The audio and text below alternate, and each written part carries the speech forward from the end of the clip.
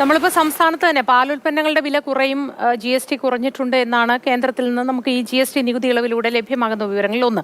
അങ്ങനെയെങ്കിൽ സംസ്ഥാനം പാൽ വില കൂട്ടാനിരിക്കുന്നു എന്നൊരു കാര്യം കൂടി കേൾക്കുന്നുണ്ട്. അപ്പോൾ ഈ പാലുൽപ്പന്നങ്ങൾ തുടങ്ങിയവയിൽ ഈ കാര്യങ്ങൾ സംസ്ഥാനത്ത് കാര്യമായ മാറ്റം ഉണ്ടാക്കുമായിരിക്കുമോ? ഇല്ല, പാലുൽപ്പന്നങ്ങളും പാലും തമ്മിൽ വ്യത്യാസമുണ്ട്. മിൽമ പോലെ ഒരു പൊതുമേഖലാ സ്ഥാപനമായതുകൊണ്ട് അവർ അനൗൺസ് ചെയ്യുകയും ചെയ്തു. പാല് കൃഷിക്കാർ ലൂസായിട്ട് കൊടുക്കുന്ന പാൽ ഉൾപ്പെടെയാണ്, അതിന് ടാക്സ് ഈ തരത്തിൽ വരുന്നതല്ല.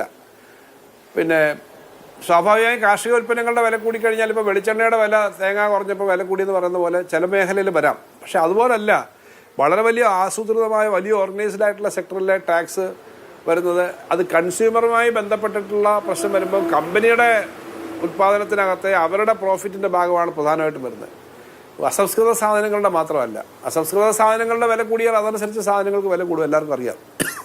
പക്ഷേ ഇത് ഫലത്തിൽ ഇപ്പോൾ ഒരു ഐറ്റത്തിൻ്റെ വില അവർ കുറച്ച് ഒരു 10,000 രൂപ വരെയുള്ള സാധനത്തിന് 1000 രൂപ കുറയ്ക്കേണ്ടതാണെങ്കിൽ 1000 രൂപ ആദ്യം കുറച്ചതിന് ശേഷം കുറച്ചാൾ കഴിയുമ്പോൾ അതിൻ്റെ മോഡൽ മാറ്റി അതിൻ്റെ ക്വാളിറ്റി മാറ്റി എന്ന് പറഞ്ഞിട്ട് വില കൂട്ടും. ഇത്തരം പ്രശ്നങ്ങളാണ് കാര്യമായിട്ട് വരുക. ചെറിയ സാധാരണക്കാർ ഉൽപ്പാദിപ്പിക്കുന്ന ഭക്ഷണ സാധനങ്ങൾക്കൊക്കെ വളരെ ടാക്സ് കുറവായിരിക്കും. ഭക്ഷണ സാധനങ്ങൾക്കൊക്കെ വളരെ ചെറിയ ടാക്സേ ഉള്ളൂ അല്ലേ തന്നെ.